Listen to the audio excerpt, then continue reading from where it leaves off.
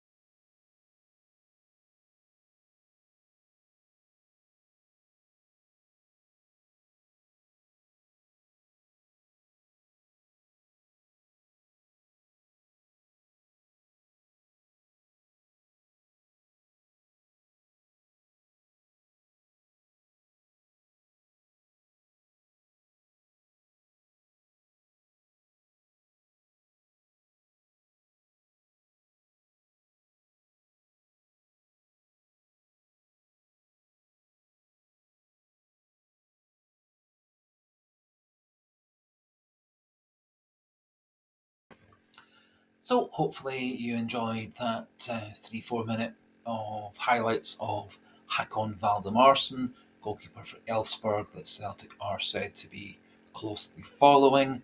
Just a wee recap on his recent stats with Elfsborg. For Elfsborg, 49 games, 21 clean sheets, and last season with Elfsborg as they um, have mounted a title challenge, 29 games, 14 clean sheets, so one clean sheet every couple of games. Just a wee reminder, he also was a teammate for Gustav Lagerbielke last season, Lagerbielke being voted the Swedish Defender of the Year in the Swedish top division. Um, so just a wee reminder of my own thoughts regarding Hakon Valdimarsson. He's 1 metre 95, so in the region of 6'4", 6'5", big goalkeeper. However, for a big goalkeeper, has incredibly good reflexes, very agile, very quick moving, very quick off his line, very brave goalkeeper, coming out to dive at players' feet. Seems to have very good judgment. Also able to play that sweeper keeper role, very capable using his feet to distribute the ball. Also seems always very keen to look to kick or throw the ball out to quickly restart the game. So clearly that fits in very well with Celtic's way of playing. The thing that really impresses me in comparison to Joe Hart, who is of a similar height, similar bulk, is that Valdimarsson very much takes control of his box, comes for the ball for crosses, long throws, high balls into the box, clears out the 6-yard box to get the ball at corners and direct free kicks into the box. And I think he would be, personally, I think he's an upgrade on Joe Hart. At 22, he is relatively young for a first choice goalkeeper, but I think he's got a couple of seasons at the highest level in Sweden, has 5 full international caps for Iceland, now their number one choice, and I think he is a player that Celtic would be very well advised to crack on and sign in this transfer window. I know some of you feel that's unfair on Joe Hart, but I think the club comes first. Joe Hart has made massive sacrifices for Celtic. I think he is an excellent player to have on the training ground and in the dressing room, but I think we should bring in Valdimarsson, give him a bit of time to settle down into Scottish football, and then swap him and Hart as we go through the rest of the season, with a view to Valdimarsson being established as our number one choice in 24-25 season. And I think we would be much better served by Valdimarsson in goal, for a variety of reasons as outlined in this video and the one from a couple of days ago. It does appear from the articles from associated with Aston Villa's offer for Valdimarsson, they're looking for him to be the number 2 goalkeeper, similarly at FC Copenhagen. And so I do wonder whether Valdimarsson might well respond much better to being assured that he's expected to be the number 1 goalkeeper over the course of this the rest of the season, and established as the number 1 from the start of the summer of 24 onwards. Personally, I feel he is a better option for a variety of reasons compared to Kelleher. Kelleher, although older by 3 years, much less experienced. I don't think Kelleher is particularly good at coming off his line. The Liverpool games I've watched live through the Europa League, I think Kelleher's looked rather shaky in terms of shot stopping and coming off the line to play the sweeper keeper role. Kelleher has performed better in his couple of English Premier League matches when he was deputising for the injured Alison Becker. But overall, I think Valdimarsson would be the better option. Kelleher being valued by Liverpool at 15 to 20 million and has very, very high wage demands. I think Valdimarsson, we could easily sign him for somewhere in the region of 2 to 3 million, which I think would be excellent value for a player of skill and talent and age. And I think he's a player who would be a clear number one starter and will get better and better and better. Now, you may well have other opinions. I know quite a lot of you have a lot of loyalty to Joe Hart. Quite a lot of you have very much been fancying Kevin Kelleher coming to the club.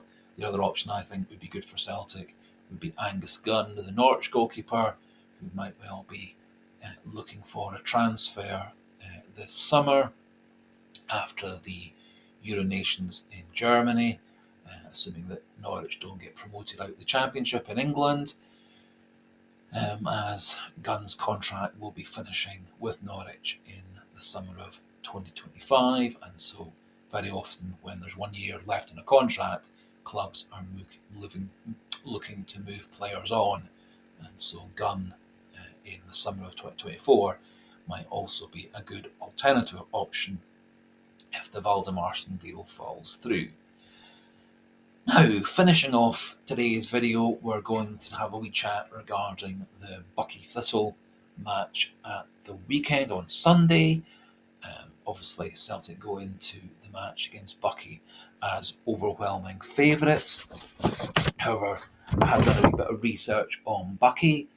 Buckie are lying 5th in the Highland League. However, they are 6 points behind the leaders, Brechin, who would ordinarily be the favourites to go up. Last season, Buckie and Brechin both went into the last game of the season against each other with the Highland League on the line. Brechin won that, but then lost in the Lowland League, Highland League playoff that followed. Buckie Thistle 6 points behind Brechin, but they do have 3 games in hand.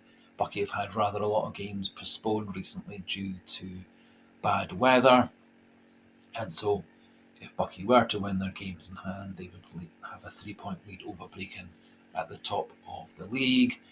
They also have 3 or 4 games in hand over the teams who are 4th, 3rd and 2nd above them. And it does look like from looking at all the fixtures and results, Buckie and Brechin are that wee bit ahead of all the other Highland League teams.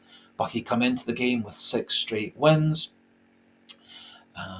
They score in the Highland League an average of 3 goals per game, with 1 goal per game against. They have a number of players who've had experience at some of the lower level Scottish League teams, and also quite a number of players who've come through the Aberdeen Academy and Aberdeen Youth System. Interesting family link is that one of their star players, Josh Peters, who is their second top scorer, he is Stephen Welsh's cousin, and apparently they kind of grew up together playing football, with Peters being a couple of years older than his cousin, Stephen Welsh. Peters' career primarily been at the lower Scottish level, teams such as Forfar or Queen's Park, Stirling Albion, Elgin City, and he did have 1 unsuccessful season at Livingston, but then dropped down to the lower divisions after that again. A couple of their other star players, Stuart Knight, their very experienced goalkeeper, Jack Murray, young centre-back, who also has scored 12 goals for them this season, which makes him the top scorer. And they've also got a very interesting attacking midfielder, Max Barry, who's ex-Aberdeen, and he's scored 7 goals this season and is one of their key players. And so basically I would say that Peters, Murray and Barry are the main players to watch for Buckie. And as I said, they have a very experienced goalkeeper, Stuart Knight, who's been playing in the Highland League level for a very long time. However, Celtic obviously go into the game massive favourites. I would be personally going for a 5 or 6-0 win. I think Celtic would certainly want to come out the traps quickly, get on top, get 3-4 goals up by half time, then allowing them to rest a few of the first choice players and bring in some of the backups. And obviously, I would expect that Rodgers will give Nicholas Kuhn his debut in the second half against Buckie. Probably better not to start Nicholas Kuhn. I think personally it's more important to get Luis Palma and Lee Labada back into first team action, first team fitness, and we can then bring Kuhn off the bench in the second half. It does look like Rodgers might well not want to risk Stephen Welsh and Cameron Carter-Vickers, both of whom are recovering from injury, but I think otherwise he's going to play a first choice team. So I would expect the lineup on Sunday to be Joe Hart in goals, Ali Johnston at right back, although I do wonder whether it might be better to use Anthony Ralston, as Ali Johnston does seem to have an awful lot of problems ongoing with his ankle that had surgery in the summer, and reportedly he has very intensive physio each day, which allows him to train and play once or twice a week. Certainly, it would be hoped that the 3 weeks or so off with the winter break will have allowed Johnston to work with the physios and get his ankle fully better. But a lot of you do feel he's slightly down on last season's form, although he remains one of my favourite players at the club. So carrying on, I think central defensive partnership, assuming that we're going to rest and allow Welsh and Carter-Vickers to fully recover. Central defence, Mike Navarocki and Liam Scales. Greg Taylor at left back. Central midfield, Paulo Bernardo, Callum McGregor and Matt O'Reilly. And then up front, Abada on the right, Palma on the left and Kyogo through the middle. We are a wee bit bare on the subs bench in terms of players to back up Kyogo. It may be that Rodgers does bring in a couple of the under-18 players. I'd be quite keen to see how well Mitchell Frame would do for half an hour or so. Bruno Davidson, Quinn, there are quite a number of players in the B team, under-18 team. Another interesting player is Liam Bonnetig, who's a young Australian player who's come on leaps and bounds in the half a season so far with Celtic since coming from Australia. But we do actually have the option if Kyogo is tiring or gets injured, etc. We do have the option of using an Abada, a Forrest, and Luis Palma and Nicholas Kuhn through the middle, and theoretically we've also got the option of using Mikey Johnson through the middle as well. Fully hope and expect Celtic to win comfortably on Sunday. Going for a 5-0 win. And I think it would be the biggest shock of all time if Buckie were to get a draw or a win out of the Sunday game. And I don't see that happening. I think Celtic's got far, far too much talent on the pitch and on the bench for that to happen. Although, for those with a wee bit longer memory, there was that disastrous 2-1 loss to Clyde in what was Roy Keane's first game for Celtic, and Douay's last ever game for Celtic, which was a massive shock in the Gordon Strachan times. One last wee bit of news is that Girona, who are currently leading the La Liga above Barcelona, Atletico Madrid and Real Madrid, Girona are reportedly looking to sign Matt O'Reilly in this transfer window. I'm sure Celtic will resist all possible signings of Matt O'Reilly in this winter transfer window. There are strong rumours that Inter Milan, who are suffering some financial problems at the moment, are intending to come back with a formal bid for O'Reilly in the summer. And I think this summer Celtic will have a hard job keeping hold of Matt O'Reilly. But I do think we've got him to the end of the season. I think O'Reilly is very keen to go out of his Celtic time with another cup and another league title to his trophy cabinet, and then moving on to the bigger, richer leagues after that. And so there is no further news at the moment as per lunchtime Friday, and so we'll leave the video at that point there. As I said earlier on, I'm off to watch the Celtic women's match tonight at the Excelsior, and then we'll be away Saturday through to Sunday on a wee weekend holiday, and so I'm planning to do the next video Sunday evening after the Buckie match, giving a wee bit of a post-match reaction to the Celtic Rangers women's match tonight and the Buckie Thistle Cup match on Sunday afternoon. And so for all those who are new to the channel, who've enjoyed today's content and topics, do feel free to click that subscribe button, push things up towards 350. And there's also the like button, and as always, delighted to see any comments in the comment section, preferably polite and constructive. I'm happy to discuss any Celtic related matters, issues, questions, and also feedback on today's video. So for today, chat again Sunday. Goodbye and hail, hail.